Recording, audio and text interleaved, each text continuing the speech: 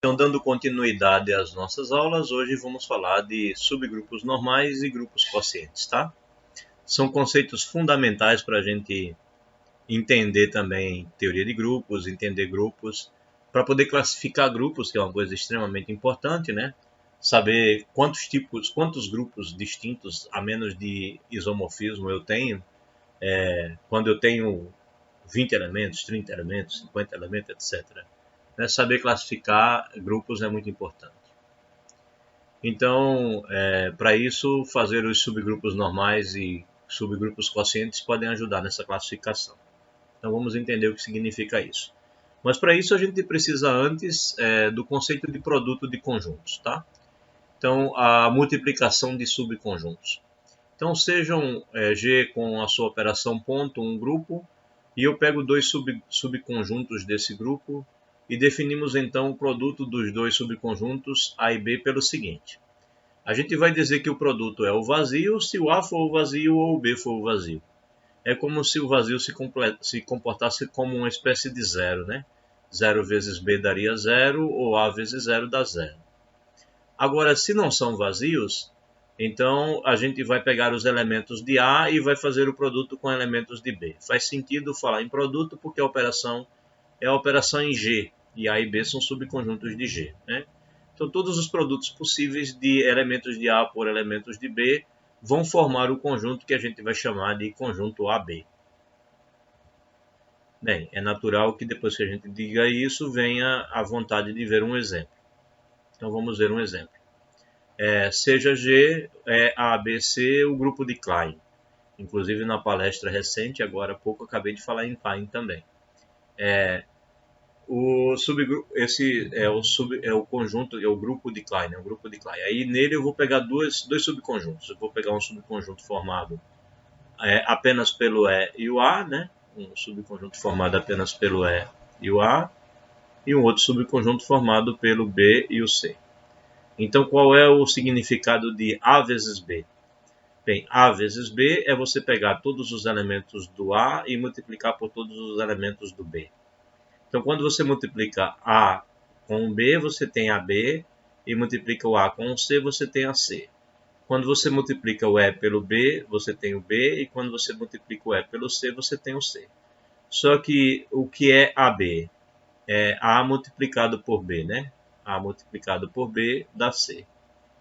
Então, isso daqui é C. E o que é AC? É A multiplicado por C, que é B. Então, isso daqui é B. Então, esse conjunto só tem o B e o C. Ok? Aí, o que seria o produto do conjunto B pelo conjunto A? É o contrário. É você pegar o B e multiplicar todo mundo, depois pegar o C e multiplicar todo mundo. Então, B vezes E dá B. B vezes A é o que está escrito aqui. C vezes E dá C. E C vezes A é o que está escrito aqui. Ora, mas o que é B vezes A? B vezes A é C. E o que é C vezes A? C vezes A é B. Então, novamente, bem, B vezes A é C e C vezes A é B. Então, novamente, esse conjunto só tem o B e o C. Certo? Então, é isso que significa fazer o produto de dois subconjuntos de um grupo. Bem, então, vamos para mais um exemplo, depois a gente vai falar do que são subgrupos normais. Mais um exemplo. Você tem como grupo o conjunto dos números reais sem o zero com a sua multiplicação. Aí você pega o subconjunto dos positivos e pega o subconjunto dos negativos. O que seria então o produto A vezes B? É o B, né? Porque positivos vezes negativos vai dar negativo. Isso aqui foi só para dar um exemplo para vocês com um grupo finito e aqui para dar um exemplo para vocês com um grupo com a quantidade infinita de elementos. Bem, aí vamos definir o que é um subgrupo normal. Você pega um subgrupo N de um grupo G e vai chamar ele de subgrupo normal ou subgrupo invariante. É mais comum chamar subgrupo normal do que subgrupo invariante, né? Se para todo x pertencendo a G se verifica o seguinte: as classes laterais à esquerda de qualquer elemento que eu pegar é exatamente igual à classe lateral à direita. Bem, vale lembrar que a gente já provou que a quantidade de elementos que você tem nas classes à direita é a mesma quantidade de elementos que você tem na classe à esquerda para qualquer elemento que você pegar. Mas a gente só tinha provado sobre quantidade. A gente não tinha dito que x vezes o subgrupo, por exemplo, x vezes h é igual a h vezes x. A gente não tinha dito isso. A gente tinha dito que a quantidade de elementos podia ser igual, mas podia ser não, são iguais. Mas a gente não tinha dito que as classes eram iguais. Elas podiam ser e muitas vezes são distintas. Então, o que eu estou dizendo aqui a você é que eu vou chamar de subgrupo normal quando acontecer do tal do subgrupo ter a característica de que para qualquer elemento que eu pegar no grupo, a classe lateral à esquerda seja igual à classe lateral à direita. Ou seja, as classes laterais à esquerda e à direita de n para qualquer elemento x pertencente a G são iguais. Bem, os subgrupos triviais G e E de qualquer grupo G são exemplos de subgrupos normais. Se G é abeliano, então todo subgrupo de G também é normal. Então, só aqui você já tem 3 exemplos, né? O grupo todo, o subgrupo que só tem a identidade e os subgrupos dos grupos abelianos. Alguém falou alguma coisa? Não? Não, né? Acho que eu ouvi alguma coisa por aqui e pensei que tinha sido aí. Bem, olha, vamos ver se realmente é verdade. Ora, se você olha para o subgrupo E, que só tem a identidade, esse subgrupo de fato é normal. Por quê? Porque se você pegar um elemento x e multiplicar aqui à direita, vai ficar só o x mesmo, né? Só vai ser o x. Então essa classe lateral à esquerda do x só tem o x. E se você multiplicar à esquerda, também só vai ter o x. Tá certo? Então, a classe lateral à esquerda e a classe lateral à direita são iguais, né? Para qualquer elemento x que eu pegar, qualquer que seja o x que eu pegar no grupo, pegar em G. Então, de fato, as classes laterais são iguais quando o subgrupo é o grupo que só tem o E. E se o subgrupo que eu estiver pensando, ou o subconjunto for o G? O subgrupo for o G. Bem, se eu multiplico x vezes G, isso dá G, né? Porque x está dentro de G. Então, ele vai dar os elementos de G mesmo. E se eu faço ao contrário, também, né? Tanto faz. Então, de novo, as classes laterais são as mesmas quando, no caso, o subgrupo que eu estou pensando é o grupo todo. E, por fim, a última afirmação diz que se G é abeliano, então todo subgrupo de G é normal. Ora, G abeliano significa dizer que A vezes B é igual a B vezes A, isso qualquer que sejam o A e o B pertencendo a G. É isso que significa dizer que ele é abeliano. Ok? Ora, então se eu pegar um subgrupo de G, então quando eu fizer A vezes H, isso vai dar a mesma coisa que H vezes A, porque se eu pegar um H qualquer aqui dentro do H, o AH vai ser igual a HA. Então são iguais de fato essas duas classes. As classes laterais à esquerda e à direita são iguais, não importa qual seja o elemento que eu pegar.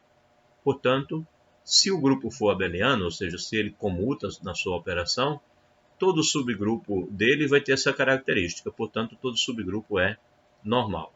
Então, quando se fala em subgrupos normais, repetindo, são os subgrupos onde a classe lateral esquerda é igual à classe lateral direita. Quando se fala nesses subgrupos normais, o grupo todo, que é subgrupo dele mesmo, o grupo que só tem a identidade e os subgrupos dos grupos abelianos, todos esses são exemplos de subgrupos normais. Bem, mais exemplo, né? É importante se cercar de um monte de exemplo, é importante pensar bem nesses exemplos para ver se entendeu bem, tá? Se não entendeu bem nessa primeira abordagem e quiser já fazer a pergunta, já faz. Se não, mas quiser ver de novo o vídeo, olhar direitinho e observar se está indo tudo bem, vai lá dar uma olhada, tá? Se entendeu direitinho. Repete quantas vezes for necessário, pergunta. Agora não teremos mais monitor, mas pergunta a mim, a gente tem que arrumar um momento de tirar dúvidas com vocês no lugar da monitoria. E não deixa passar, tá? Tem que entender. Então tá aqui mais exemplos. Ele agora pegou G, o grupo diedral 4. O grupo diedral 4 é esse grupo que a gente tem aqui, formado por esses 8 elementos, né? por essas 8 permutações de 4 elementos, ou seja, aquela velha história, né? Você pega o I4, que é o conjunto formado pelos números 1, 2, 3 e 4. E você pega todas as permutações do I4, aí você tem o S4. Né? Tem o S4, que é formado por todas as permutações possíveis aqui, né? Que é 4 fatorial. 4 vezes 3, 12 vezes 2, 24. São 24 permutações, né, que você consegue. Dentre essas permutações, existem essas 8 que formam um subgrupo que é chamado de diedral 4. A gente viu isso em algum momento lá no passado, né, o que era o diedral. Então está aqui dado ele como exemplo. Dentro dele foi pego esse outro subgrupo. Então isso é um subgrupo do S4, e dentro desse subgrupo do S4, olhando ele como grupo G, eu tenho esse subgrupo H aqui. Então, temos apenas 2 classes, a 1H, que é o próprio H, e a H1, que é o próprio H. Tá? Por quê? Perdão, e a outra classe, que é a classe 1,3, H e H1,3. Por que isso é verdade? Porque só temos essas duas. Ora, quem é o subgrupo H? O subgrupo H, ele tem os elementos 1, 2, 3, 4. Tem o 1,3 e o 2,4. Lembre-se que isso daqui são permutações que você tem fazendo rotações e translações num quadrado, né? A gente viu isso lá no passado, se não lembram, dá uma revisada. Bem, 1, 4, 3, 2, tá? Esse é o grupo diedral, tá? Dá uma olhadinha aí, releia o que é o diedral D4. Dê uma olhada nele. Então tá aqui o H. O H é esse.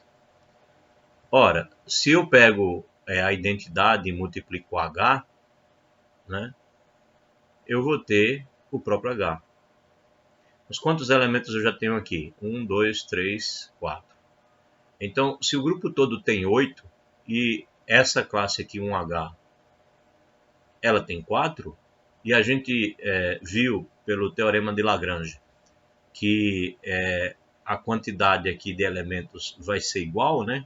A gente viu que vai dividir, então se essa classe já tem 4, a outra classe, seja lá quem for, a nossa outra AH, ela também vai ter 4 elementos, né? A quantidade de elementos na classe é a mesma. Ora, e quem é esse A? Bem, é qualquer um que não tiver aqui. Então ele foi escolher o 1,3 para representar. Poderia ter pego qualquer um que não tivesse aqui. Poderia ter pego o 2,4, poderia ter pego 1, 2, 3, 4, assim, dessa forma. Poderia ter pego 1, 4, 2, 3, qualquer um dos elementos que não estivesse aqui, que vai formar a outra classe, que no caso é essa nossa classe aqui. Então esse A poderia ser quem a gente quisesse, né? A gente pode colocar aqui, por exemplo, o 1,3, que foi o que ele escolheu. Ora, mas aí, claro, né? Se essa classe daqui já tem esses elementos aqui da identidade, essa classe aqui vai ser o próprio H, é claro que a classe que se formar aqui dentro, que é essa aqui, ela não vai poder ter nenhum elemento daqui, né? Porque as classes são disjuntas. Então, a única chance que eu tenho é ter os outros 4 elementos que sobram, que são esses 4 aqui. Ok? Aí, por que vai ser normal, né? Ora, porque é claro que se eu pego a do 1 aqui, todo mundo que está aqui na classe H, se eu multiplico a direita ou a esquerda por qualquer um deles, vai continuar aqui dentro. E se eu pego um que está fora, se eu multiplico a direita ou a esquerda, vai estar aqui dentro. Então não tem como um elemento daqui, eu multiplicando a direita ou a esquerda, cair em H, assim como não tem como eu pegar um elemento daqui de H, multiplicar a esquerda e a direita e cair aqui dentro. Vai ter que estar aqui, né? Então elas são realmente disjuntas e multiplicar a direita ou a esquerda vai dar no mesmo. Portanto, nós estamos diante de um subgrupo normal. Multiplicando a direita ou a esquerda vai dar a mesma coisa quando eu usar qualquer elemento que estiver dentro do grupo G. Bem, aí isso nos leva a uma proposição interessante. A observação a ser feita aqui é a seguinte: ó. A quantidade de elementos de G, né, a quantidade de elementos de G aqui é igual a 8. E a quantidade de elementos de H é igual a 4. Ora, mas como as classes todas, elas todas terão 4 elementos, então só cabe mais uma classe, né? No caso, essas duas que nós achamos aqui. É ou A1H ou então A13H. Se A1H tem 4 elementos, A13H vai ter que ter os outros 4, que vai completar os 8. Então, vem essa proposição aqui. Ela diz o seguinte, que se você tem um grupo G e um subgrupo H, tal que a quantidade de elementos de H é a metade da quantidade de elementos de G, que é o que está acontecendo aqui, ou seja, o índice de G sobre H é igual a 2, a divisão da quantidade de elementos de G pela divisão da quantidade de elementos de H, ou seja, aqui nesse nosso caso, GH é simplesmente você dividir 8 por 4, que dá 2. É só você pegar a quantidade de elementos de G e dividir pela quantidade de elementos de H. Se isso dá 2, então H é um subgrupo normal de G. Então não é só nesse caso aqui em que você tem 8 e 4. Se você tiver 6 e 3, a divisão vai dar 2, então o subgrupo que tiver os 3 elementos é um subgrupo normal do grupo que tem 6 elementos. Se você tiver 100 elementos em G e 50 em H, esse subgrupo com 50 elementos, ele é um subgrupo normal, porque ele tem exatamente a metade de elementos, né, a metade da quantidade de elementos que o grupo todo tem, tá? Então ele vai ser sempre normal. Professor, Foi. você poderia voltar no exemplo rapidinho, só para explicar essa parte da multiplicação. Por exemplo, de multiplicar 3 por H. Tá. Essa parte eu também não entendi, não. Não entendi muito bem, não. Multiplicar 3 por H, vamos ver. Isso. O H, ele é formado pela identidade, pelo 1, 2, 3, 4, né? Pelo 1, 3, 2, 4 e ainda pelo 1, 4, 3, 2. 1, 4, 3, 2. Bem, ele está dizendo que isso é um subgrupo, né? Ele pega o H como sendo, ele está dizendo que isso daqui é um subgrupo do D4. Então, produto entre eles vai dar dentro dele, né? Porque ele é fechado por produto, ok? Então, a classe de todos esses elementos é o próprio H. Não importa se eu multiplico à direita ou à esquerda, vai dar sempre a mesma coisa. Ou seja, se eu fizer 1H ou H1, isso vai dar H. Beleza. Do mesmo jeito, se eu fizer 1, 2, 3, 4, H, ou se eu fizer H, 1, 2, 3, 4, isso vai dar H, porque é fechado, né? Quando eu pegar o 1, 2, 3, 4 e sair multiplicando todo mundo, vai continuar aqui dentro, já que ele é subgrupo, ok? Ok quanto a isso? Tranquilo? Ok. Ora, então se eu pegar um elemento que não está no H, não tem como dar dentro do H, né? É essa que é a questão. Se eu pego os que estão dentro, dá sempre dentro do H, mas se eu pegar os que estão fora, não podem dar. Por quê? Por causa da ideia da partição. O que acontece? Se eu pego um subgrupo e ele tem a metade dos elementos, ele vai particionar o grupo todo, né? Então a outra classe que vai sobrar tem que ter a mesma quantidade de elementos que tem aqui. Então a outra classe vai ser a outra metade. Então, quando você vai olhar as classes laterais, ou o elemento está dentro do H ou ele está fora do H. Porque é meio a meio. A quantidade de elementos aqui é igual à quantidade de elementos aqui. Não cabe mais outra classe. Não tem uma terceira classe. Porque como esse daqui tem 4 elementos, ele obriga esse daqui a ter 4 também. Porque o grupo todo tem 8. E aí fechou, né? A união das duas classes dá o grupo todo e a interseção é vazia, ok? Então por isso eu sei que se eu pegar um elemento que não está no H e multiplicar o H, vai dar fora do H. Não tem como dar dentro. Aí vamos verificar se é. Mas no caso, como é que essa multiplicação deu esses outros elementos que estão aí? Tá, vamos verificar, né? 13H. Vamos ver o que é o 13H, ok? Então 13H é 13 vezes 1. Dá 13, ok? Ok. Agora 13 que vai multiplicar 1, 2, 3, 4, certo? Vamos ver o que acontece. Certo. Bem, o 1 vai para o 2, aí o 2 aqui não vai para lugar nenhum, então eu já posso dizer a você que o 1 vai para o 2. Agora vamos ver o 2. O 2 vai para o 3, né, nessa primeira passagem. E aqui para onde vai o 3? Vai para o 1. Então o 2 vai para o 1. Então o 1 e o 2, um vai para o outro. Se fechou. Tá? Já sei para onde vai o 1, para onde vai o 2. Agora vamos olhar o 3. O 3 vai para o 4. E o 4 fica fixo aqui. Não tem 4 aqui. Então eu já sei que o 3 vai para o 4. É óbvio que o 4 vai para o 3, né? Porque foi o que sobrou. Foi o que sobrou. Mas, se você quiser olhar, para onde vai o 4, vai para o 1. E aí, para onde vai o 1? Vai para o 3. Então, o 4 vai para o 3 também. Então, achei esse elemento quando eu multipliquei o 1, 3 pelo 1, 2, 3, 4. Então, aqui dentro vai estar esse elemento. 1, 2, 1, 2, 3, 4. Tudo bem? Entendido? Sim, sim. Multipliquei o segundo. Agora eu vou multiplicar o terceiro. Vou multiplicar o 1, 3 pelo... Eu já fui por esse, agora vai pelo 1, 3, 2, 4, né? Estou multiplicando aqui à esquerda, sempre à esquerda do H, né? Estou multiplicando agora pelo 1, 3, 2, 4. Então vamos lá, para onde vai o 1?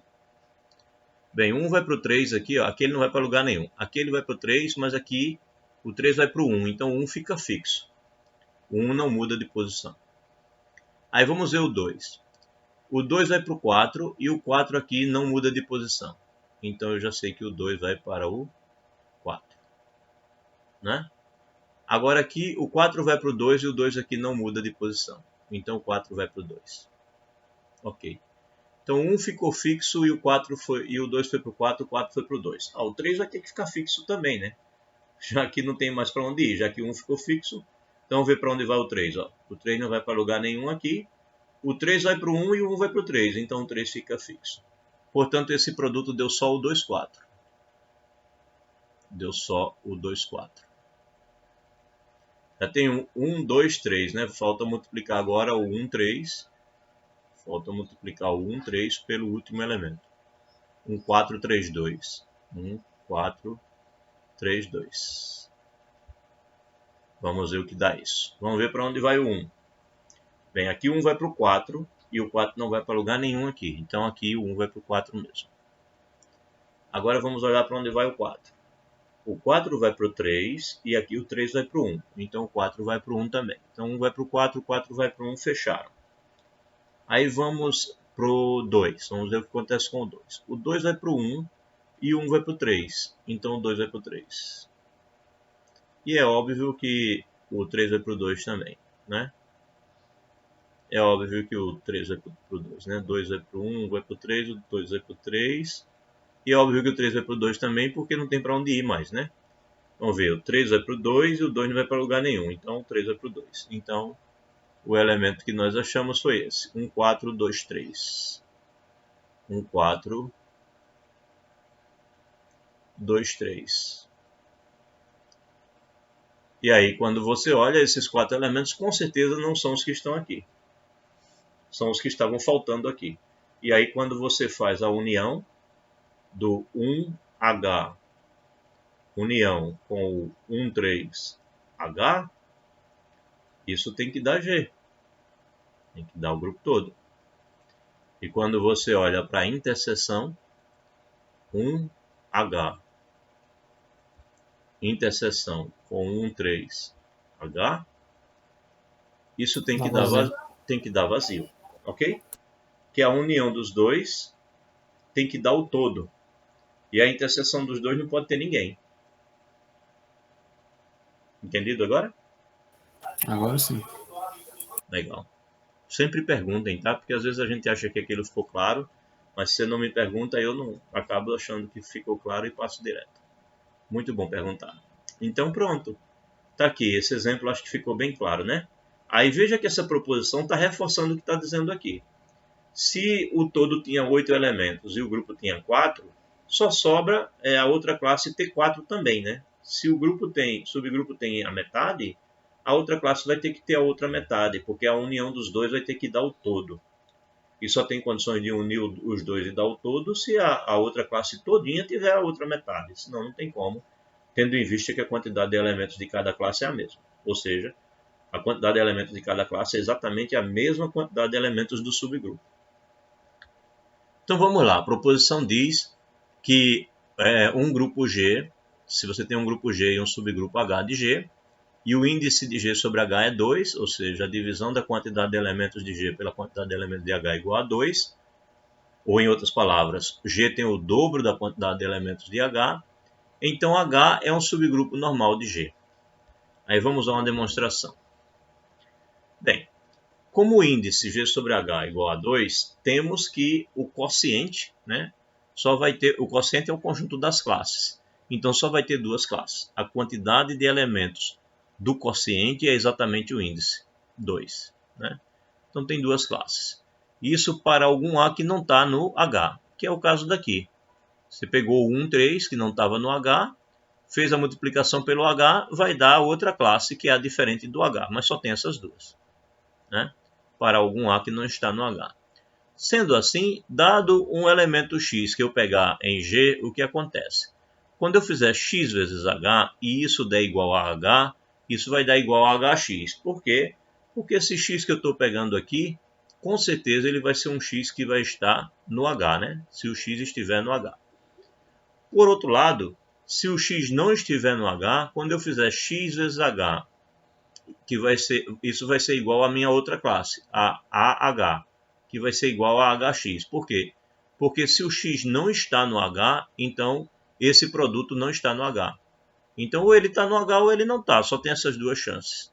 Portanto, eu só tenho essa classe e essa. Conclusão, XH é igual a HX, se o H for, se o X estiver no H, e XH é igual a HX, se o X também não estiver no H. Então, todas as classes laterais à esquerda e à direita são iguais, não importa qual seja o X que eu pegar dentro de G, porque ou ele está no H ou ele está fora do H. E aí suas classes laterais ou são a do H ou são a do que não está no H, porque só tem essas duas classes laterais mesmo. Bem, isso prova então que se a ordem do subgrupo for a metade da ordem do grupo, ele é normal. E aí vamos a mais uma proposição. Seja N um subgrupo normal de um grupo G.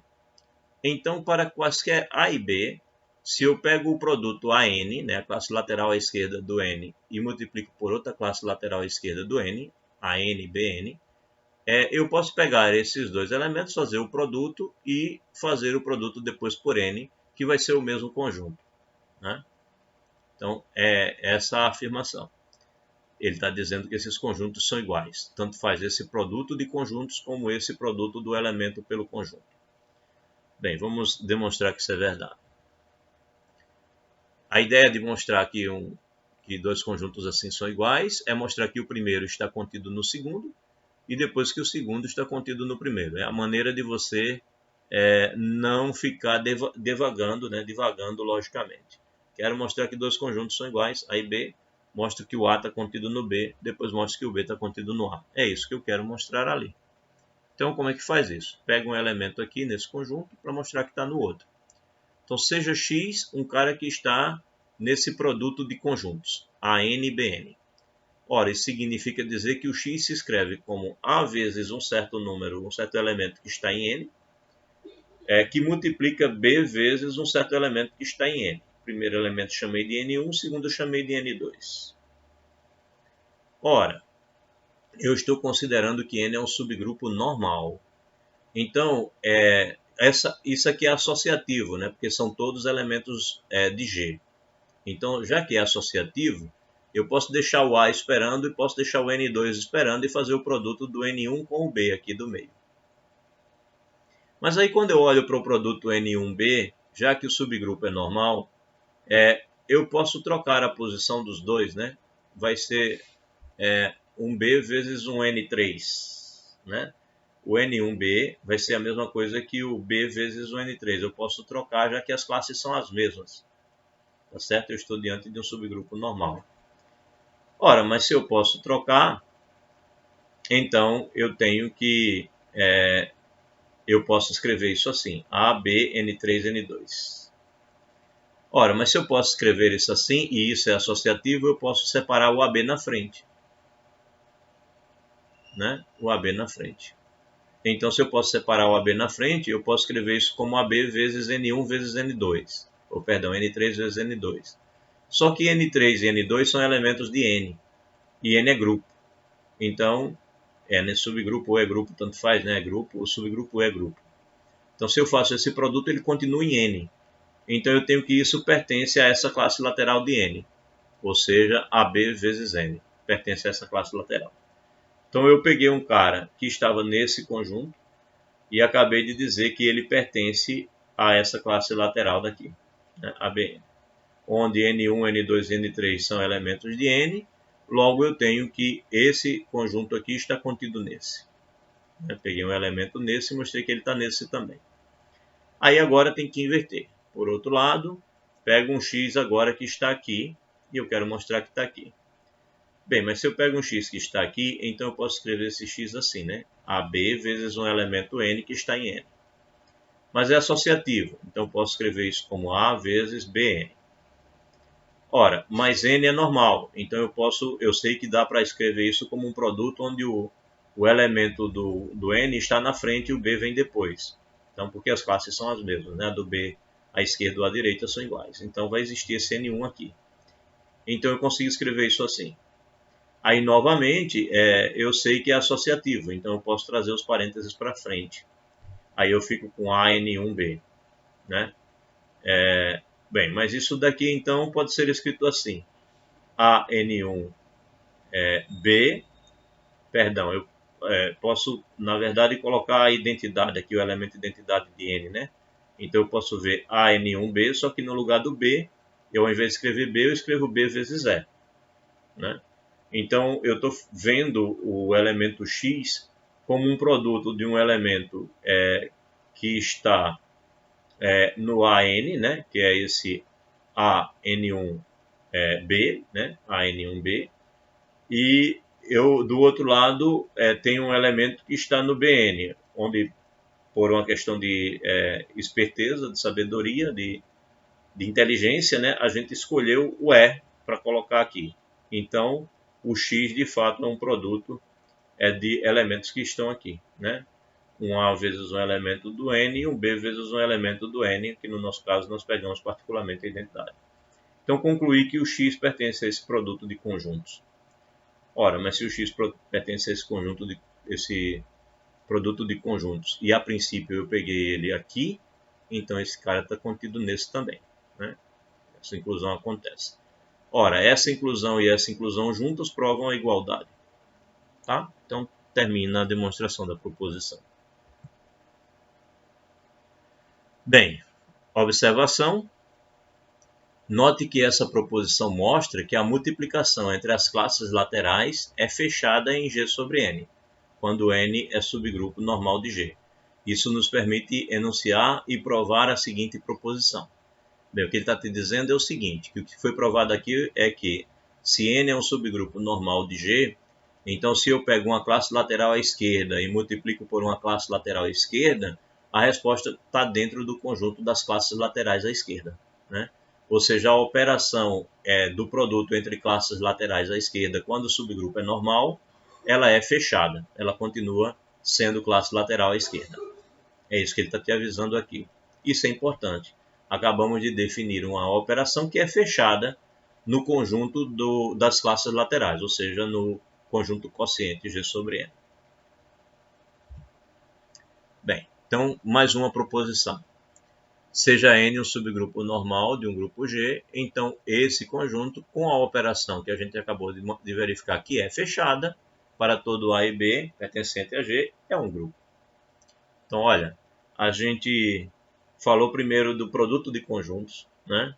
Aí depois definiu que era um subgrupo C normal, significava que a classe lateral à esquerda e a classe lateral à direita são iguais para todo elemento que eu pegar.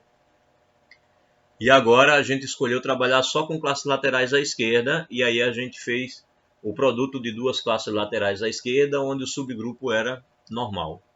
E a gente mostrou que o produto de duas classes laterais à esquerda continua sendo uma classe lateral à esquerda, quando o subgrupo é normal, tá certo?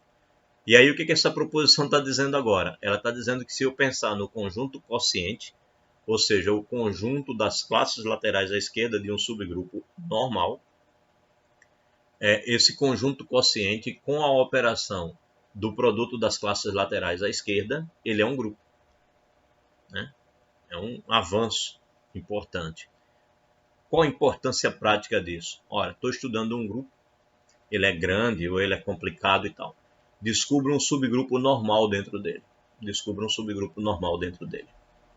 Aí, ao invés de olhar para o grupo todo, eu olho só para o grupo formado pelas classes laterais à esquerda desse grupo normal, desse subgrupo normal. Eu diminuo o tamanho das coisas e consigo fazer as contas entre classes laterais e não entre elementos. Então, se eu estou diante de um grupo muito grande ou muito complicado e eu encontro dentro dele um subgrupo normal, eu posso ter propriedades muito maneiras dentro desse grupo que eu não conseguia ver antes. Porque agora eu estou pegando esse subgrupo normal e ao invés de olhar para ele, eu estou olhando para as classes laterais dele, que podem ser à esquerda ou à direita, tanto faz, né? Porque esse produto de classes laterais é fechado.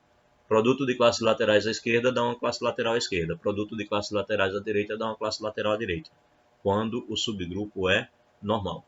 Então veja por que é importante encontrar subgrupos normais dentro de um grupo, que eu posso simplificar as minhas contas a partir disso. Isso pode ter um ganho computacional muito grande, né? Você pode, ao implementar uma conta muito grande no computador, ela ser possível ou não, dependendo do tamanho do que você coloca lá. Bem, então ele está me dizendo que o G sobre N, o quociente de G sobre N, onde N é normal, com essa multiplicação, é um grupo. Vamos a uma demonstração. Bem, para mostrar que é um grupo, tem que mostrar que é associativo, que tem elemento neutro, né, e que tem inverso. Então vamos lá. Primeiro passo foi mostrar que é associativo. Ora, então, estou eu aqui com a classe lateral à esquerda, três classes.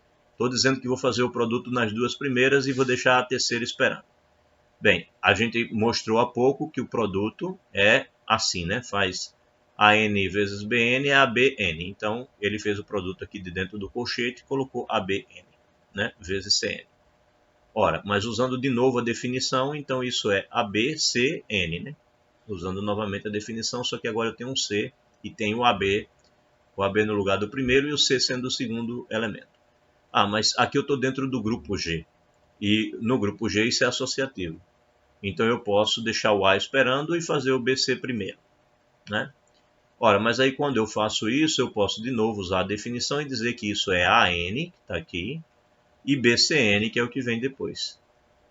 Mas aí, se eu posso fazer isso, então eu posso separar esses dois também, que vai ser BN, CN, né, usando de novo a definição. E aí o que ficou dentro do colchete agora são os dois últimos e não mais os dois primeiros. Então realmente a associatividade acontece. Isso para todo AN, BN e CN dentro do conjunto formado pelo quociente de G por N, né, com essa operação. Logo essa operação é associativa. Agora, mostrar que existe o elemento neutro, né? Então, dado AN pertencendo a GN, a gente quer mostrar que existe o EN pertencendo a G sobre N. Na verdade, mostrar que existe não, ele existe, né? Porque EN é o próprio N. Então, você tem o EN pertencendo a G sobre N, tal que, quando você multiplica o AN vezes o EN pela nossa definição, bem, isso é a mesma coisa que EN vezes AN, porque isso aqui é o N, né? Então, eu estou diante de um subgrupo normal, e sendo um subgrupo normal eu posso fazer isso, né? E pela definição, o que eu tenho aqui, né? Eu posso usar assim, então vai ser AEN. Só que a E vai ser o próprio A, né? Então eu multipliquei AN por EN e deu o próprio AN. Então o EN, ele é o elemento neutro da multiplicação de classes laterais, tá? Ou seja, o próprio N, o próprio subgrupo normal, ele é o elemento neutro dessa multiplicação. É isso que está sendo dito aqui. E por fim, a gente quer encontrar um inverso, né? Ou seja, uma classe que quando multiplica por outra, vai dar como resposta o elemento neutro, que é o nosso EN. Então a afirmação é a seguinte: se você pega uma classe lateral qualquer de um grupo, de um subgrupo normal, N, então se você pegar o inverso desse A, que existe porque A é um elemento de G, se você pegar o inverso e multiplicar por N, você continua com a classe lateral, né, à esquerda de N, tal que quando você fizer o produto, pela nossa definição, você pode inverter e simplesmente você pode inverter porque o N é natural, o N é normal, né? E a nossa definição nos garante que o produto é simplesmente você fazer A menos 1 vezes A, só que A menos 1 vezes A é E, então você tem N, né? E aí os itens 1, 2 e 3, né, demonstram o que a gente queria, ou seja, 1 mostrou que a operação associativa, 2 mostrou que existe o elemento neutro, e 3 mostrou que que todo elemento do grupo tem inverso. Então, de fato, é um grupo. Ok? Então, repito, o quociente G sobre N, onde N é normal, com essa operação aqui de multiplicação, é um grupo. E aí vamos aos exemplos. Geralmente os exemplos acalmam um pouco, né? O que estiver confuso, tira um pouco o susto e vai melhorar um pouco o sentimento de, não entendi algumas coisas, né? Vamos nos apegar aos exemplos agora. A gente já sabe que, bem, aqui tem 4 elementos, aqui só tem 2, então é a metade, né? A gente já viu na proposição anterior que esse cara é normal. Então se você tem que o G tem o 1, o I, o menos 1 e o menos I, nosso conhecido já, né? E você pega o subgrupo 1 menos 1, então o quociente, bem, só tem 2, né? O índice é 2, então só tem 2 classes. Ou ele é o N, ou então ele é o IN, porque o IN, o I não está no N. Então, com certeza, o IN é uma outra classe, é a outra classe. Só tem essas duas. Então, com a operação dada pela seguinte tabela, bem, só tenho 2 elementos, então só pode ser o Z2, né? Tem que ser o Z2. Então, aqui é o elemento neutro, que é o N, né? E aí você tem N vezes N vai dar N, N vezes IN tem que dar o IN, né? Já que o N é um elemento neutro. E o IN vezes N vai dar o próprio IN, ok? Mas se você duvida, o que seria N vezes IN, né?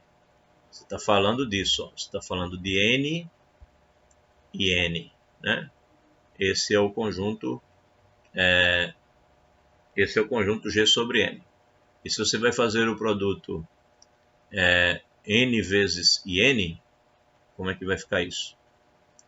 N que multiplica IN, pela nossa definição, né? O N pode ser escrito EN, tanto faz. Pela nossa definição, isso vai ser E vezes I. Opa, o nosso E, quem é o elemento neutro é o 1, né? Nosso E é 1 nesse caso. Deixa eu escrever 1 no lugar do E. O elemento neutro aí na multiplicação é 1. Pronto, o elemento neutro do G, que é o 1N, então vai ficar 1 vezes I, que multiplica N. E 1 vezes I é o próprio I, então dá o IN. Então, de fato, N vezes IN é o próprio IN, ok? E N vezes IN. E N vezes IN vai dar o quê? Bem, IN vezes IN. Pela nossa definição, vai dar I vezes IN, né? I vezes IN. Mas o que é I vezes I? Quanto é I vezes I? I vezes I é menos 1, né? I ao quadrado é menos 1. Então isso daqui vai dar o menos N, digamos assim, né? Vai dar o menos N. E quem é o menos N? O menos N é o cara que operado com N vai dar...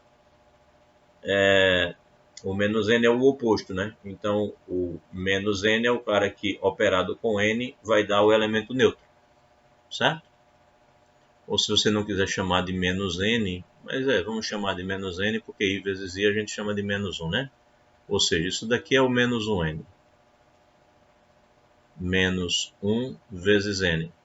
Aí quem é o menos 1 vezes N? O menos 1 vezes N é o cara que, quando for operado com o n, vai dar o próprio n. Ou seja, o menos 1 vezes n, ou o menos n, né? O menos n, ele é o próprio n. Ok? O menos n é o próprio n. Ou seja, n vezes n dá n. É isso que tem que acontecer. A única possibilidade é o menos 1 vezes n ser o próprio n. Então, por isso menos i vezes in, perdão, vezes in é o próprio n. Ok. Então, a tabela é essa, isso é o Z2, né, como a gente já tinha dito. Então, vale observar que esse grupo é isomorfo ao grupo Z2+. Só é essa chance mesmo quando você só tem dois elementos. Vamos a um outro exemplo. Agora, ele pegou o Z6. O Z6 tem 6 elementos, ele pegou n igual a 0,3. Aí, nesse caso, o Z6 tem 6 elementos e o subgrupo que ele pegou só tem 2. O índice é 6 dividido por 2, que dá 3. A princípio, não sei se é normal, né? Quando é a metade eu tenho certeza, mas se não é a metade eu não tenho certeza. Bem, mas aí você vai olhar as classes, né? As classes possíveis são o n, que só tem o 0 e o 3. O n, que só tem o 0 e o 3. Essa é uma classe. 0 e o 3. Se você quiser chamar, já que a operação aqui é a adição, né? Você pode dizer que essa é a classe 0 barra mais n, né? Se somar 0 barra com isso, é claro que vão dar os mesmos elementos. Ora, aí você começa a pegar elementos que não estão aqui. Então, pega o 1 barra.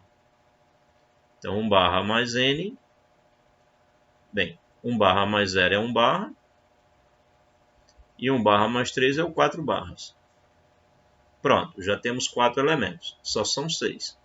Então, agora eu vou pegar o que não apareceu aí. O 2 barras não apareceu ainda. Então, 2 barras mais n vai ser o 2 barras e o 5 barras. Acabou, né? Já está todo mundo. 0, 1, 2, 3, 4, 5. Então, só tem essas 3 classes aqui. Bem, para verificar que é normal, você tem que ficar fazendo as contas das classes laterais. Mas, olha, 1 barra mais n ou n mais 1 barra vai dar no mesmo. 2 barra mais n ou n mais 2 barra vai dar no mesmo.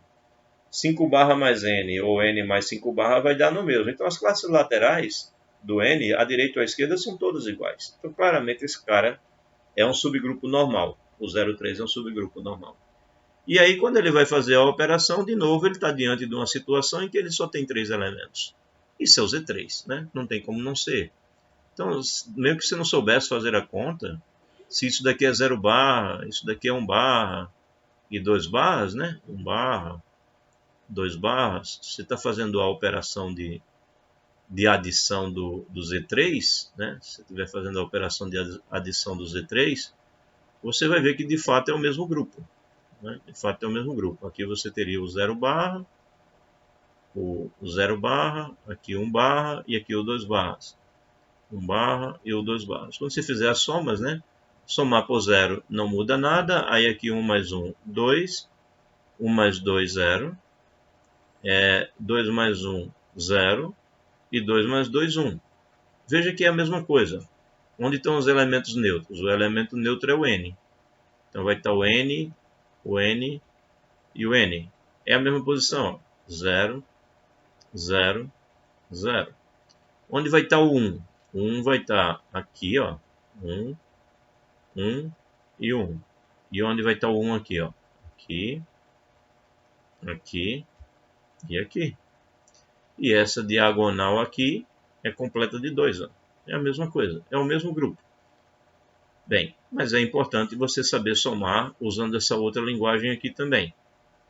E aí, como é que você faz essa soma? Olha, o n, quando somar com qualquer um, vai dar o mesmo, né? Porque você vai somar 1 barra mais n. Aí você vai somar com o 0 barra mais n. Como é a nossa definição? Era assim, né? Eu estou aqui multiplicando a n, estou operando a n, né? Com bn. Como foi que a gente definiu? que a gente fazia a operação AB e depois N, né? Faz a operação AB e depois o N.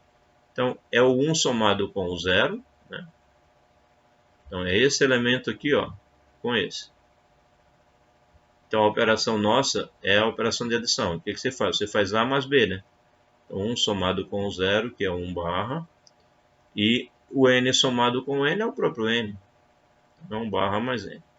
Portanto, quando você vai somar o N, que é o 0 barra mais N, com o 1 barra mais N, isso dá o próprio 1 barra mais N. Ou na ordem contrária, 1 barra mais N com o próprio N é 1 barra mais N. E aí o que é 1 barra mais N com 1 barra mais N? É o 2 barra mais N. O que é 1 barra mais N com 2 barra mais N? É o 0 barra mais N, que é o próprio N. E assim por diante, tá? Então tá aí. É um grupo, é o Z3, certo? De fato, isso daqui com essa operação é um grupo, onde a operação aqui em questão é a adição.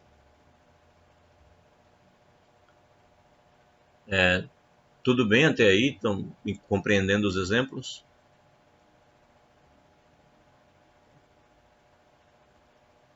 Acredito eu que sim, né? Beleza, Ana Mila. Tá aí. Bem, então, agora o S3. Bem, o S3 tem esses 6 elementos, né? Já é nosso conhecido. Aí ele pegou agora um grupo com 3 elementos. O índice é 2, né? 6 dividido por 3, 2. Então eu sei que ele é normal. E aí só tem duas classes. A classe do N, que é formado por esses 3 elementos, ou seja, é esse elemento mais esse e mais esse. Os que sobrarem formam a outra classe, né? 1, 2, 1, 3 e 2, 3 formam a outra classe. Então é a classe do N, que são esses 3, e a classe do 1, 2. Poderia ser chamado de classe do 1, 3 ou classe do 2, 3, não importa, né? Bem, então isso com essa operação, ora, mas tem ordem 2, só tem 2 elementos, é o Z2. É o Z2. E que a operação é exatamente essa, é claro, né? Basta você verificar, por exemplo, que N operado com o que seria o N eu posso chamar de 1N, né? Um N operado com um 2N, o que seria isso? Isso é o 1 operado com um 2, N. Ora, mas 1 operado com um 2 é um 2. Então, um 2N. Então, N operado com um 2N é um 2N. Qual outra que a gente poderia fazer? Bem, qualquer uma que você... Vamos fazer essa 1, 2, 1, 2, né? Que é a única diferente que tem aí. Um 2N operado com um 2N. Ora, isso é um 2 operado com um 2N. Só que um 2 é a identidade, né? Da N. Por que é a identidade? Um vai para o 2, o 2 vai para o 1, fica fixo. O 2 vai para o 1, o 1 vai para o 2, o 2 fica fixo. Só tem coisa fixa, então é a identidade. Portanto, quando você opera este com este, dá o N. Ok? Então também é mais um exemplo. São vários os exemplos que você quocientiza um grupo pelo seu subgrupo normal e você obtém um outro grupo. Bem, aí uma proposição. Seja N um subgrupo normal de um grupo G, então a aplicação que associa o grupo G ao quociente G sobre N, definida por mid A igual a AN, ou seja, pega os elementos e associa a sua classe lateral à esquerda em relação ao grupo N, onde N é subgrupo normal, é um homomorfismo sobrejetor de grupos cujo núcleo é N. Olha que proposição linda. É um homomorfismo sobrejetor de grupos cujo núcleo é o próprio subgrupo normal. Bonito, né? Vamos ver se é bonito mesmo. Olha, é um resultado forte. Essa Mi, ela é chamada de projeção, né? Ela é chamada de projeção. Veja, tem sentido chamar de projeção. Por quê? Vamos pensar intuitivamente. Por que a Mi pode ser bem chamada de projeção? Você está lá com um grupo, né? Com o grupo G. Vou pensar que está um em cima do outro e é o mesmo, tá? Mesmo grupo G. Aí o que acontece?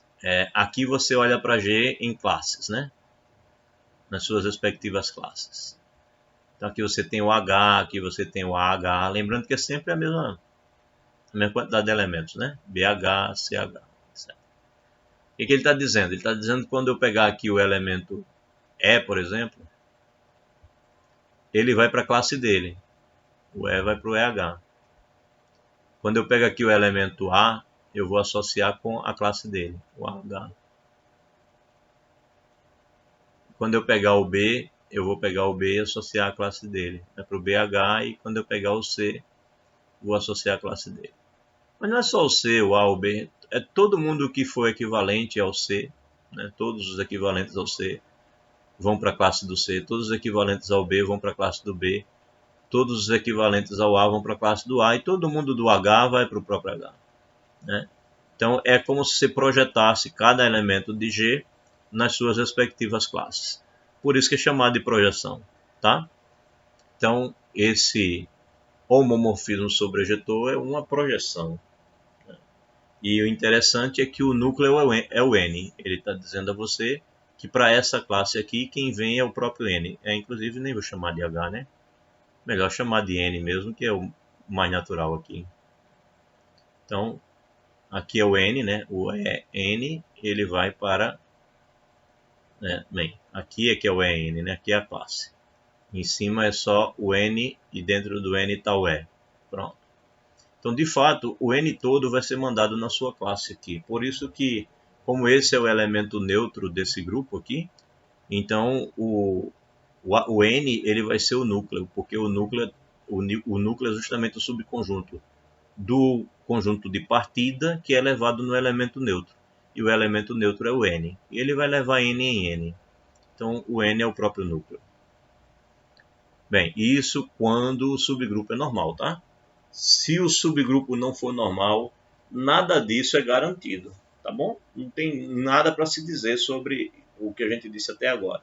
Ou seja, a classe lateral à esquerda tem que ser exatamente igual à classe lateral à direita para qualquer elemento que eu pegar em G, para que esses resultados que eu acabei de falar sejam válidos, tá bom?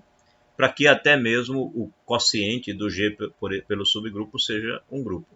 Então, se eu tiver um subgrupo H e esse subgrupo H não for normal, então eu não posso dizer nada sobre o quociente G sobre H.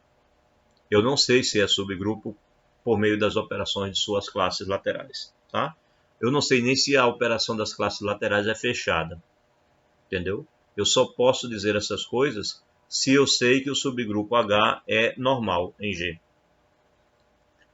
Pois bem, então vamos a uma demonstração de que isso é um homomorfismo sobrejetor de grupos e o núcleo é N. Então, primeiro, precisamos mostrar que a nossa Mi, né, ela é um homomorfismo. Então, eu tenho que o Mi do AB tem que ser o Mi de A operado com o Mi de B. Ora, mas o que é o Mi do AB? Segundo a definição, é ABN. ABN. Ora, mas a definição da nossa operação diz que isso é AN-BN, né? Posso separar aqui, fazer o produto junto aqui. Então é isso. Mas o AN é o Mi de A e o BN é o Mi do B. Portanto, Mi de AB é Mi de A, Mi de B. Isso para todo A e B pertencendo a G. Logo, eu acabei de mostrar que o Mi é um homomorfismo. É um homomorfismo de grupos. O que mais que eu preciso mostrar? Preciso mostrar que é sobrejetor. Bem, mas dado uma classe AN pertencendo a G sobre N, naturalmente vai existir um A pertencendo a G, né? Porque a classe é formada por um elemento que eu multiplico N. Então eu tenho o elemento. Pela própria definição da classe, esse elemento existe, né? De tal forma que o Mi de A é igual ao AN. Logo, a Mi é sobrejetora. Então, a sobrejetividade ela é imediata, né? Não tem o que discutir. Agora, queremos mostrar que o núcleo vai ser o N, né? Ou seja, eu quero mostrar que o Mi de N é N, né? Mi de N é N. Na verdade, eu quero mostrar que só vai dar N se o A aqui que eu for colocar for um elemento do próprio N, né? Então, vejamos. Então, agora queremos mostrar que o núcleo da Mi é o N. Então, primeiro vale lembrar que N é N. Beleza. É o elemento neutro, é N, e esse cara é o elemento neutro do quociente G sobre N. Tá. Então, eu quero mostrar que a nossa Mi pega o N e leva no N, em outras palavras. Então, claro que se o X pertencer a N, então o φ do X vai ser Xn, mas como o X pertence a N e N é grupo, então ele é fechado, né? Todos os produtos X vezes N vai dar o próprio N. Né? Ele vai ter que dar todos os resultados por sinal. Que eu não posso ter X vezes N1 igual a X vezes N2, porque eu cancelaria o X e o N1 teria que ser igual a N2. Então, só são iguais se de fato estiver multiplicando um único elemento. Cada produto que eu fizer é um elemento distinto de N, portanto essa igualdade acontece naturalmente. Então, isso devido ao fechamento da operação em N. Logo, o que foi que eu concluí? Eu concluí que se eu pego qualquer elemento em N e eu calculo o φ nesse elemento, isso vai dar o N. Então, eu estou concluindo que o N ele está contido no núcleo, né? Porque quando eu aplico Mi em qualquer elemento dele, está dando o elemento neutro do quociente, que é o subgrupo N, né? É o elemento neutro. Tudo bem, já mostramos que o N está contido no núcleo. Mas eu quero mostrar que o N é igual ao núcleo. Então eu preciso mostrar que o núcleo está contido no N também. Então vamos fazer isso. Então, por outro lado, agora eu pego um elemento que está no núcleo. Então, se esse elemento está no núcleo, quando eu fizer Mi desse x, isso é xn pela definição da Mi, isso vai dar o próprio n, né? Porque o x está no núcleo. E o elemento n é o elemento neutro de G sobre n. Então, como, porém, x pertence ao próprio xn, né? Obrigatoriamente, o x pertence à sua classe, pois x é igual a xe, né? Então, e pertence a n, temos que o x que eu peguei no núcleo, ele obrigatoriamente está no n. Então, eu concluí que o núcleo está contido no n. Então, essa inclusão, junto com esta inclusão, me diz que o núcleo e o n são a mesma coisa. Então, isso termina a demonstração que afirmava que era um isomorfismo sobrejetor. Um mostra que é isomorfismo, não, homomorfismo. Um mostra que é homomorfismo, 2 mostra que é sobrejetor e diz mais, diz que o núcleo é N.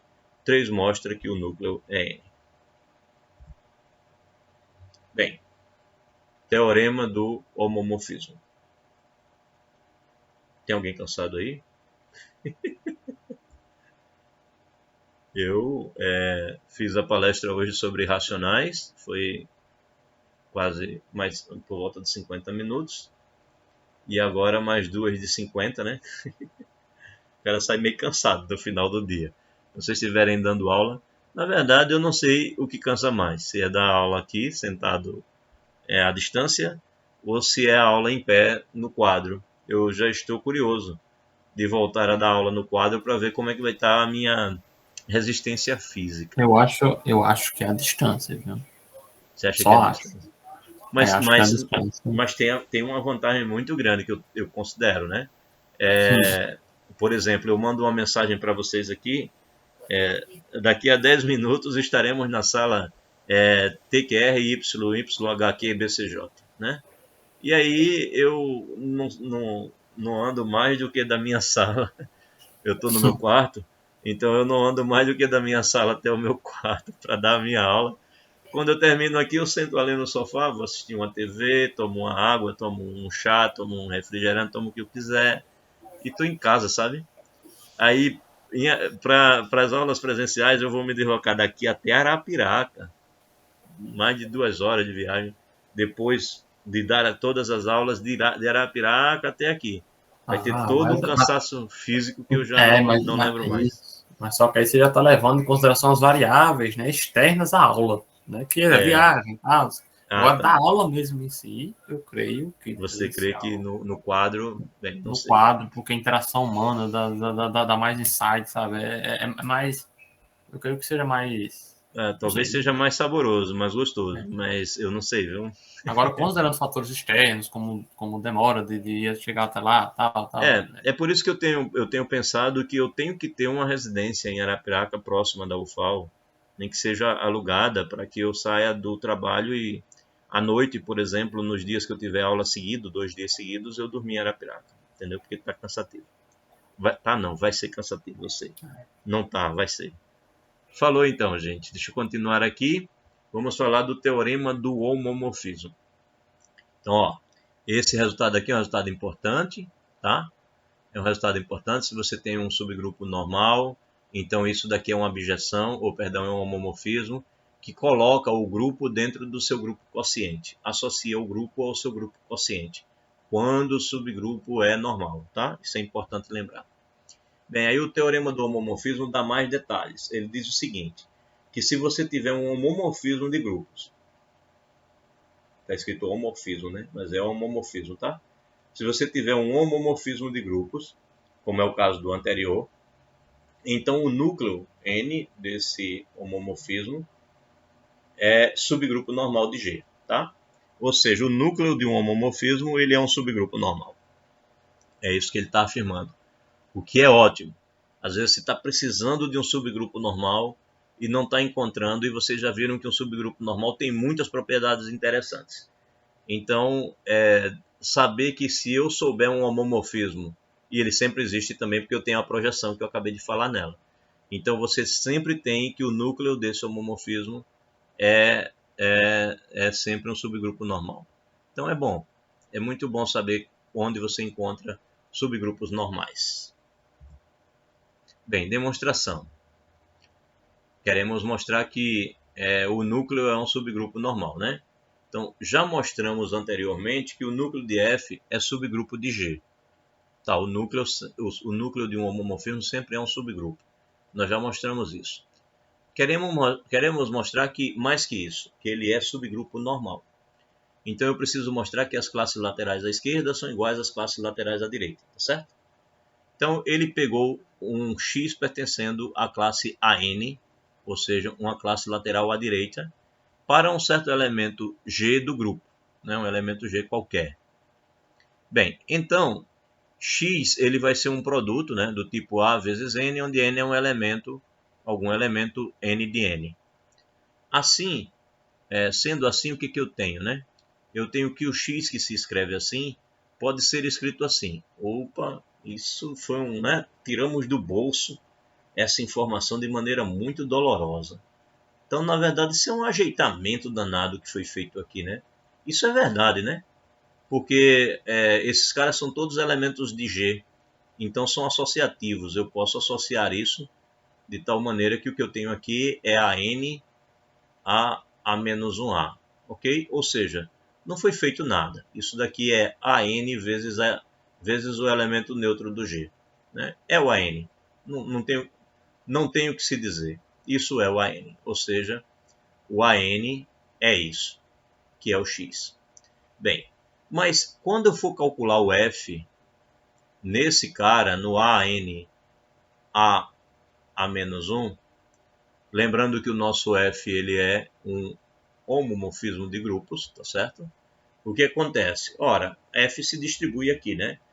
Se forem 2 elementos, se forem 3, se forem 10, o F da operação entre esses elementos vai ser o F do primeiro, operado no F do segundo, vezes o F do terceiro, né? Vai ser o produto aqui, que vai acontecer aqui em L, né? Esse produto acontece em L, esse aqui acontece em G. Pois bem, mas aí o que acontece com o F do N? O N é um cara que eu peguei no núcleo, né? No núcleo, certo? X pertence a N. Queremos mostrar que é subgrupo normal. O N é o nosso núcleo, tá bom? Então, o N é um cara que eu peguei. Onde foi que eu disse que ele está no núcleo? Tá aqui. N está no núcleo. Então, o que vai ser o F do N? Vai ser o elemento neutro do L, tá certo? Vai ser esse U aqui, onde o U é o elemento neutro do L. Então, esse produto aqui se resume a FA menos 1. Ora, mas esses caras são elementos inversos, um do outro, né? FA menos 1 é o inverso do F do A. Então, esse produto aqui vai dar o elemento neutro em L, que é o próprio U, né? Onde U é o elemento neutro de L. Então, o que foi que você concluiu? Você concluiu que F desse elemento está em U. Ou, em outras palavras, você concluiu que este elemento pertence ao núcleo. Está em U, não, né? F desse elemento é U. Então, você concluiu que este elemento pertence ao núcleo de U, ou ao núcleo de F. Portanto, X pertence a NA também. Opa! Então, X se escreve assim. Esse cara está no núcleo da F, né? E além do mais, o que está escrito aqui vai ser, esse daqui está em N, né? Está em N. Então vai ser da forma, sei lá, vou chamar de N, tem N1 aí? Tem não, né? Chamei ninguém de N1 não, né? Não. Então, este elemento aqui, ó, ele tem a forma, esse elemento aí, N, A menos 1, A, ele pode ser escrito como uma espécie de, eu vou chamar assim, N1A, onde eu estou chamando isso tudo aqui de N1. Então, a minha conclusão é que o X, né, que se escreve dessa maneira, ele se escreve da forma N1A. E se ele se escreve da forma N1A, então eu posso concluir que X pertence a essa classe lateral à direita, né, NA. Mas eu peguei o X onde? Eu peguei o X no AN e acabei de mostrar que ele está no NA. Então isso mostra que o AN está contido no NA. Né? A classe lateral à esquerda está contida na classe lateral à direita. Bem, mostrar o sentido contrário, mostrar que NA está contido em AN, é análogo, né? É praticamente a mesma coisa, tá?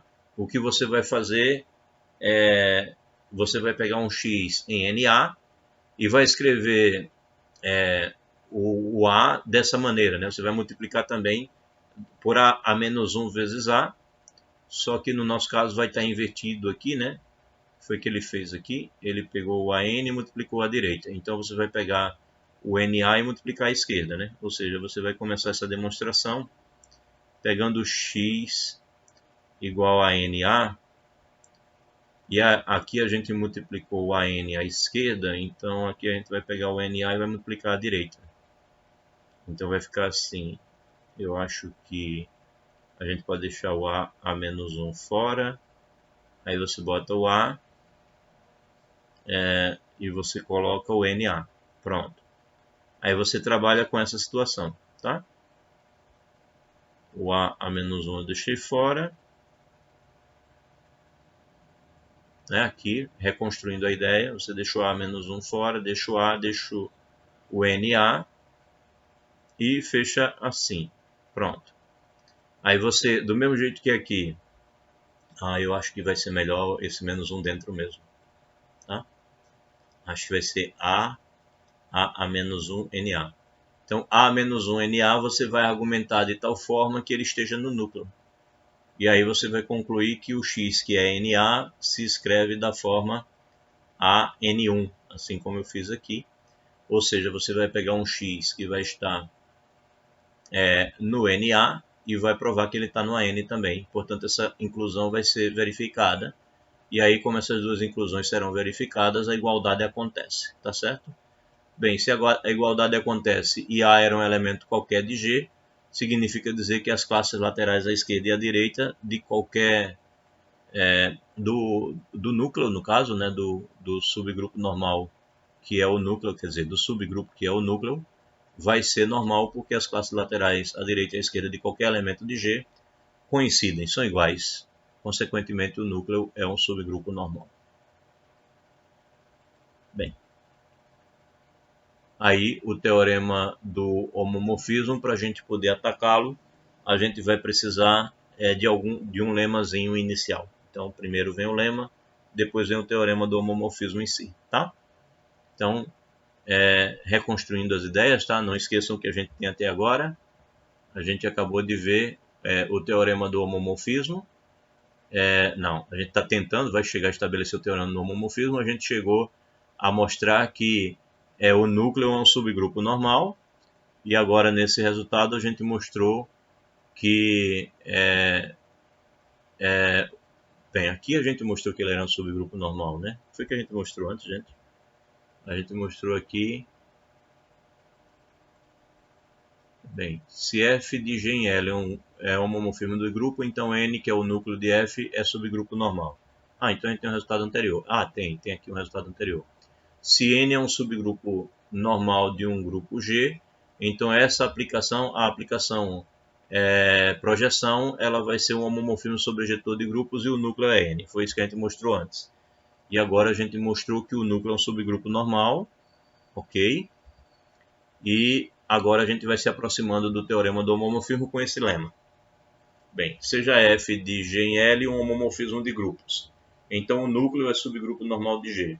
Ué, tá se repetindo, né? Perdão, então. Não sei, já fez isso aí. É E apareceu a linhazinha o mesmo embaixo. slide, é porque estava embaixo, foi isso que eu não tinha Essa linhazinha visto. embaixo que apareceu. Isso, obrigado. O lema nos diz que o quociente tem estrutura de grupo, né?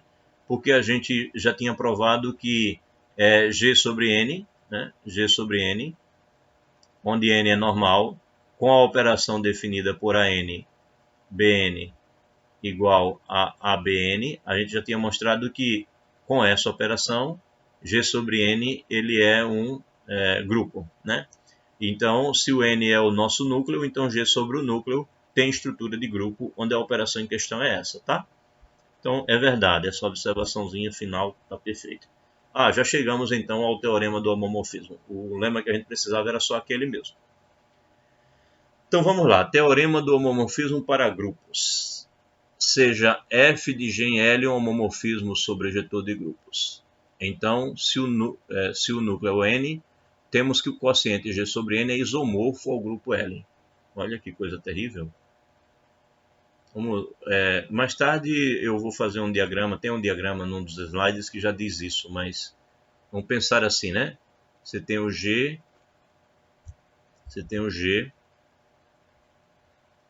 vamos olhar um pouquinho logo para o diagrama porque ele ajuda. Você tem o G no L que é dado pelo F, né? F de G em L, um homomorfismo sobre ejetor de grupos.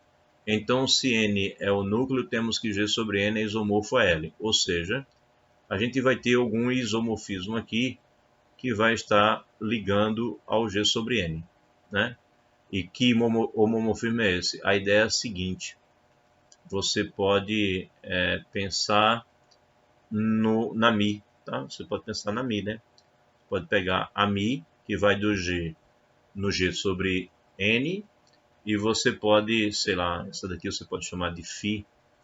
Então você tem, por exemplo, que Φ de F vai ser igual a Mi, tá?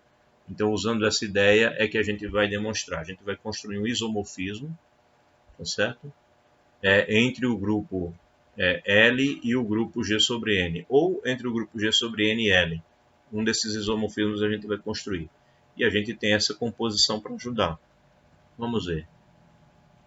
Então, devemos determinar um isomorfismo de G sobre N e L. A função candidata vai ser φ de G sobre N em L. Opa! Então, a φ que ele quer trabalhar é a φ contrária, né? De G sobre N em L. Ele vai querer uma φ assim. De G sobre N em L. Ok. Vamos continuar. Então, a função candidata é uma φ de G sobre N em L dado por φ de AN igual a F de A. Tá? Então, ele quer que a φ de AN coincida com a F de A. Ok. Voltando aqui no nosso... Aqui, ele vai pegar... Os elementos aqui vão estar da forma A vezes N, né? São as classes laterais que estarão aqui. Então, ele quer que essa nossa φ, ela calculada aqui, a φ no AN, é conhecida, né? A φ calculada no AN, ela deve coincidir aqui em L com a nossa F de A, onde A é o elemento em G, né? Então, lembrando que a gente sempre tem a Mi aqui para poder ajudar.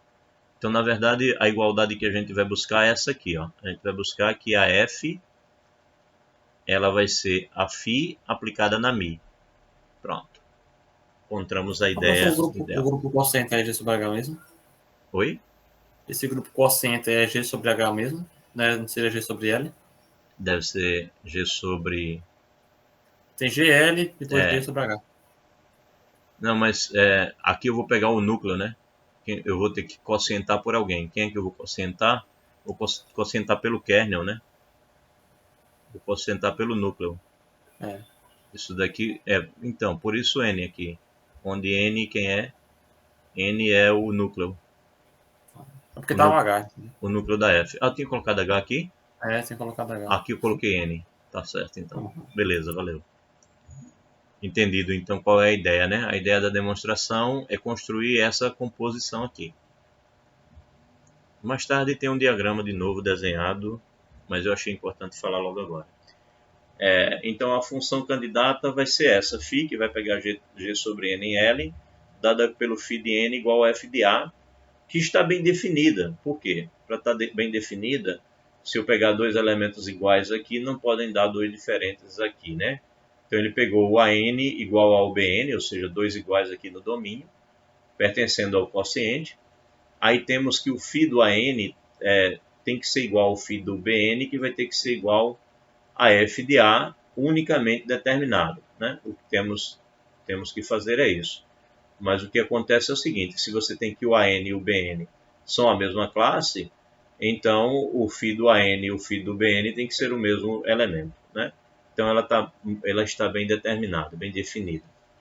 Então, de fato, se você pegar o AN e o BN, classes laterais do N, né, à esquerda no quociente G sobre N, então quando você faz φ de AN BN, o φ do produto, pela definição do nosso produto, isso vai ser ABN, e aí pela nossa definição, isso é F de AB, mas como F é um homomorfismo, então isso é F de A, F de B, mas F de A vai ser o nosso φ de AN, e o F de B vai ser o nosso φ de BN.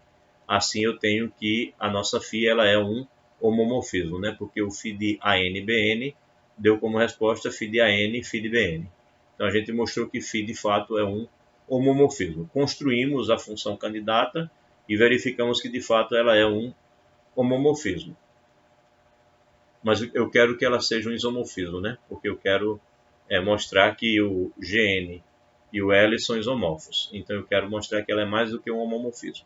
Ela é um isomorfismo. Homomorfismo eu já tenho. Aí para mostrar que ela é isomorfismo, o que a gente faz?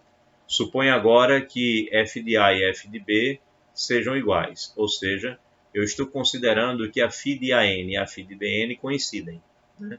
Porque o f de A é o φ de AN e o f do B é o φ do BN.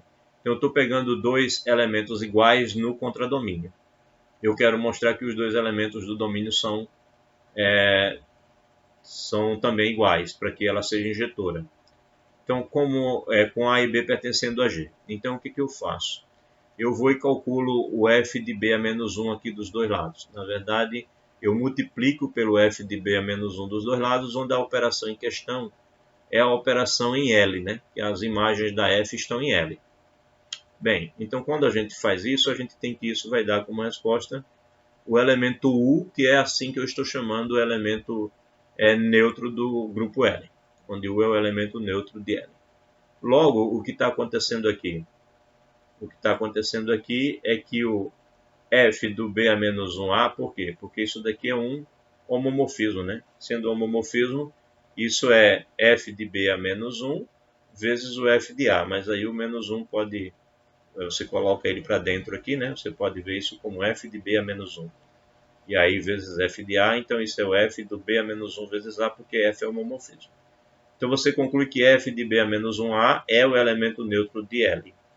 Bem, dessa forma você tem que esse B a menos 1A, ele está no núcleo da f, né?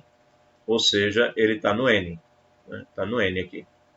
B a menos 1 vezes A é igual a um elemento N pertencendo a N. Isto é, se ele é um elemento N pertencendo a N, significa dizer que eu consigo escrever o A como sendo B vezes N. Ou seja, acabei de mostrar que o A pertence à classe Bn. Ora, mas o A também pertence à classe AN. São classes de equivalência. Então, se o A está na AN e ele também está na Bn, e as classes não podem ser disjuntas, né? Não seriam disjuntas nesse caso, Então, se elas não são disjuntas, elas são iguais, né? Porque, repito, é uma relação de equivalência. Então, particiona o G, né? Como a gente já viu antes. Então, ou as classes são disjuntas ou elas são iguais. Acabamos de mostrar que o A tanto está na AN como está na BN. Então, a AN e BN não são disjuntas, portanto, são iguais.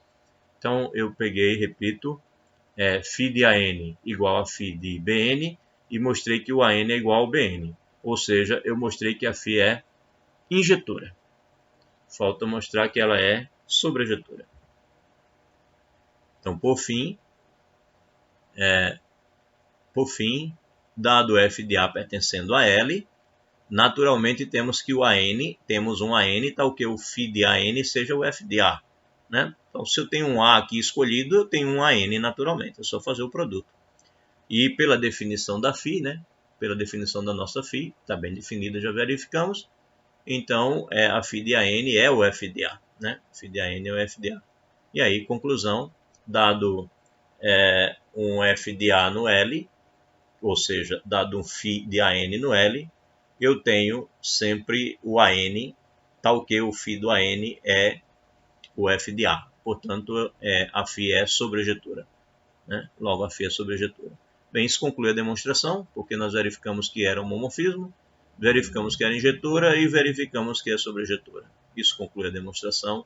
φ é um isomorfismo entre o quociente G sobre N e o grupo L. Esses grupos são isomorfos, são iguais, né? São praticamente o mesmo grupo. E aí o diagrama que eu tinha falado antes, então, a F vai do G no L, a Mi, que é a nossa projeção, pega os elementos de G e leva em suas classes, e a Φ foi definida de tal maneira que ela pega os ANs e leva no F de A, fazendo com que a Φ e a composta Φ bola Mi sejam iguais. Né? A Φ pega os AN e leva no F de A Mi pega os As e leva nos seus ANs. É essa a ideia da demonstração. Então, fazer a demonstração é olhar para esse diagrama e mostrar que a Φ de fato é um isomorfismo. Bem, está próximo de terminar, tá? Só mais um pouquinho e a gente conclui. Um exemplo. Então, dado um inteiro M, considere o homomorfismo μ de M. Olha só. O homomorfismo μ de M aí em questão é o seguinte. Cadê ele? μ de M vai pegar o inteiro, né? Vai pegar o inteiro em Z e vai levar na sua classe, Zm. Então, por exemplo, se o M que eu estiver pensando seja o 4, né? Estou com Z4, então tem o 0, 1, o 2 e o 3, né? O 0, 1, o 2 e o 3. O que é que esse nosso Mi faz com o 7, por exemplo? O que é que ele faz? Ele vai pegar o inteiro 7 e vai levar na sua classe. Ora, mas 7 dividido por 4 dá resto 3.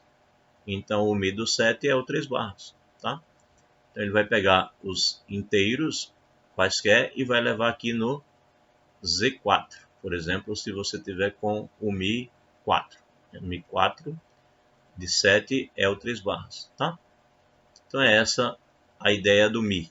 Pega os inteiros e leva nas suas classes módulo M. Tá. Esse homomorfismo é sobrejetor. E o núcleo desse Mi é o conjunto dos inteiros A, tais que o Mi de A seja 0. Tá? Então, ele é sobrejetor, claro, né? Se você pega qualquer uma das classes, a gente está falando do Z4, por exemplo, se você pega qualquer uma das classes, 0 barra, 1 barra, 2 barras e 3 barras, é sobrejetor porque qualquer inteiro, qualquer classe dessa que eu pegar, tem um inteiro que vai estar associado a ela. Né? Peguei o 2, por exemplo, então todo inteiro cuja divisão por 4 der resto 2 estará indo para esse 2. Pego o 3, todo inteiro cuja divisão por 4 der resto 3 está indo para o 3. Todo inteiro cuja divisão por 4 der resto 1 está indo para o 1. E todo múltiplo de 4, ou seja, aquele cuja divisão por 4 dá resto 0, está indo para o 0. Então, sobrejetor sempre tem alguém do lado de cá, não falta. Né?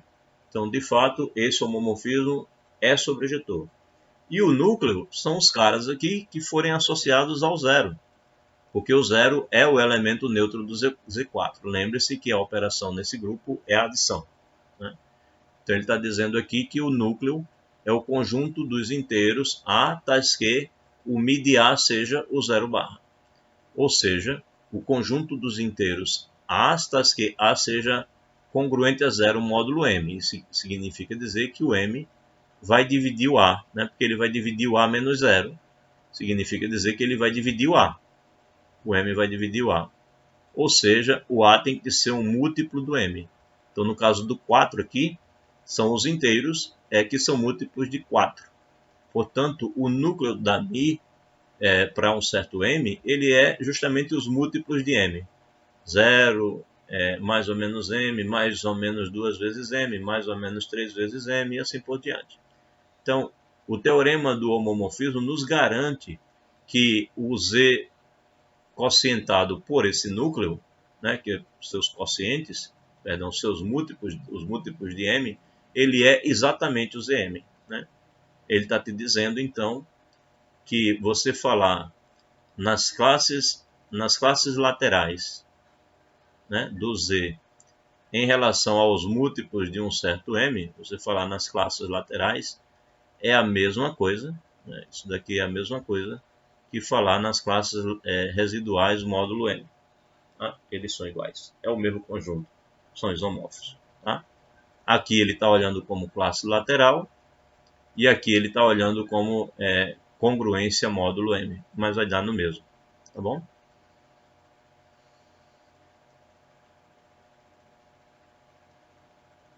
Ou seja, se você pega, por exemplo, a classe do 0 aqui, somar 0 com esses elementos não vai mudar nada. Somar 1 com esses elementos vai dar justamente os inteiros cuja divisão por M dá resto 1. Somar 2 com esses elementos vai dar os números inteiros cuja divisão por M dá resto 2. E assim por diante. Se você pegar as classes laterais disso daqui, vai dando as mesmas classes que o ZM. Bem, foi mais um exemplo. E esse foi o último exemplo da aula de hoje. Deu no tempo certinho. Fica faltando então apenas o tópico permutações, tá? Eu vou concluir a correção das provas de vocês e vou entregar as provas a vocês. Deixa eu desligar aqui, parar a gravação para a gente falar sobre provas.